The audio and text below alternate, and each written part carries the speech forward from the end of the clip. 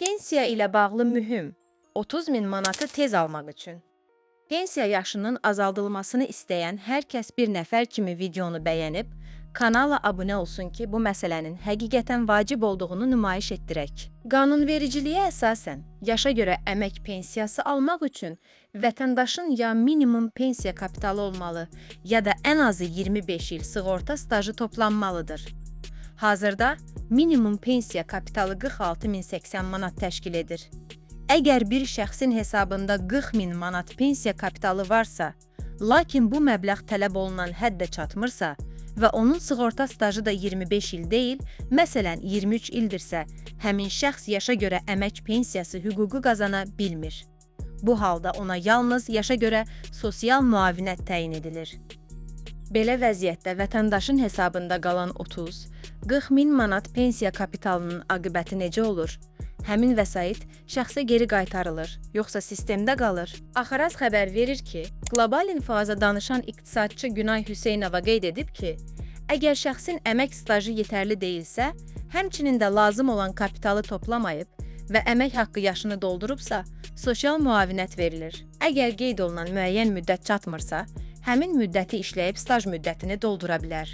Bu zaman vətəndaşın yenidən müraciət edərək əmək pensiyası hüququndan yararlana bilməsi mümkündür. Pensiya kapitalında toplanan 30-40 min manatın aqibətinə qaldıqda, iqtisadçı deyib ki, bununla bağlı qərar yoxdur.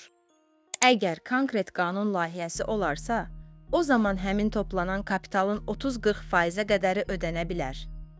Şəxsin vəfat etməsi durumunda isə ödəniləcək məbləğ vərəsələr arasında bərabər hüquqlu formada bölünəcək. Şəxsin kredit borcu və ya digər borcları varsa, həmin məbləğdən silinib sonra vərəsələrə ödənilə bilər.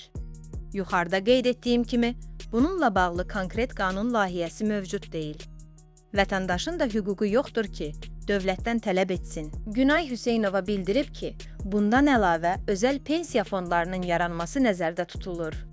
Bir növ Türkiyədəki bireysel əməklilik sistemi kimi, yəni istənilən vətəndaş, həmçinin işləməyən evdar qadın belə bu fonda pul yatırıb, pensiya hüququ yarandığı zaman təqaüd ala bilir. Şəxs vəfat etdikdə isə mirasçılar müəyyən məbləği həmin fonddan ala bilirlər. Düşünürəm ki, özəl pensiya fondlarının fəaliyyəti daha məqsədə uyğun olardı. Həmçinin dövlət nəzarətində qurumun fəaliyyəti güvənli və şəffaf olması baxımından da avantajlıdır. Təbii ki, bu zaman da əmək müfəttişliyinin iş rejimini gücləndirməsi və ciddi nəzarət tədbirləri önəmli faktordur. Bununla yanaşı, dövlət təşkilatları, dövlət qurumları tətbiqlərinə inteqrasiya da önəmli faktordur.